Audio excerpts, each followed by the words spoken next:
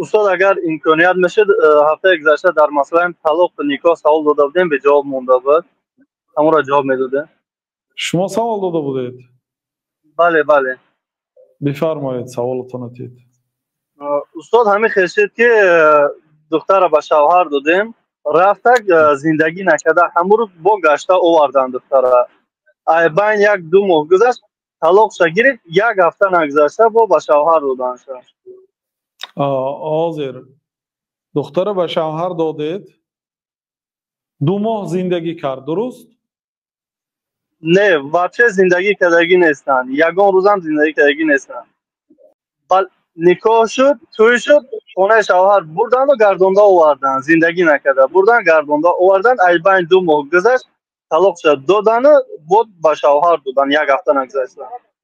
در این حالت مادامی که خلوت نمانده باشد در یک خانه تنها نمانده باشد و اینچنین هم بستر نشده باشد بعد از آن طلاق داده باشد یعنی حال دست نرسانیده در این حالت عده نیست. الله تعالی در سوره احزاب میگوید که یا ایها الذین آمنوا اذا نکحتم المؤمنات ثم طلقتموهن من قبل ان تمسوهن فما لكم عليهن من عدة تعتدونها فمتعوهن وسرحوهن سراحا جمیلا. الله تعالی در این آیات میگوید که ای آنهایی که ایمان آوردید ای مسلمان ها اذا نکحتم المؤمنات شما اگر مؤمن زنها رو به نکاح خود درآورید ثم طلقتموهن بعد اینکه نکاح کردید سپس طلاق دادید من قبل ان تمسوهن پیش از آن که به آنها دست رسانید به معنای علاقه به معنای هم بستر شدن پیش از آن که هم بستر شوید با طلاق دهید فما لكم عليهن من عدة تعتدونها بر ذمه آنها یعنی بر ذمه اون زنها عده واجب نیست که برای شما عده نشینند. فمتعوهن شما یگان چی تحفه دهید به آنها و سرحوهن سراحا جمیلا آنها را سر دهید یعنی سر دادن زیبا یعنی ظلم نکنید دشنام ندهید تهمت نکنید ظلم نکنید ضرری خود را نرسانید مادامی که همین خیر شد و طلاق دادید به نیکی جواب دهید و در این حالت یعنی صراحتا نص قرآن است که عده نمیشیند یعنی اون زن میتواند پگاه شوهر کند. اصلا عده برای چی است؟ عده برای پاک کردن رحم زن تا اینکه به شوهری نو میبراید.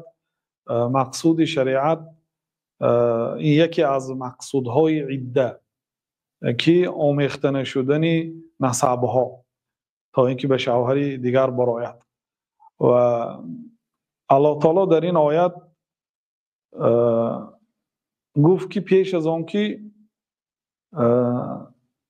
جماع کنید یعنی هیچ کار نکرده اگر جواب دهید عده واجب نیست. و این چنین و علی المطلقه قبل الدخول لا عده علیها مسئله که در بالا ذکر کردیم زنی که طلاق شده است پیش از دخول یعنی پیش از هم بستری لا عده علیها برای عده واجب نیست بل بمجرد طلاقها يجوز لها التزوج بلکه به مجرد طلاق دادن عین حالا که طلاق داد همین حاضر نکاح کرده میشد لا مانع هیچ مانعیت ندارد. این بود مسئله شما. بنابراین نکاحش نکاح دومی که کرد درست. فقط یک چیز را علما ذکر کرده اونم باشد خلوت.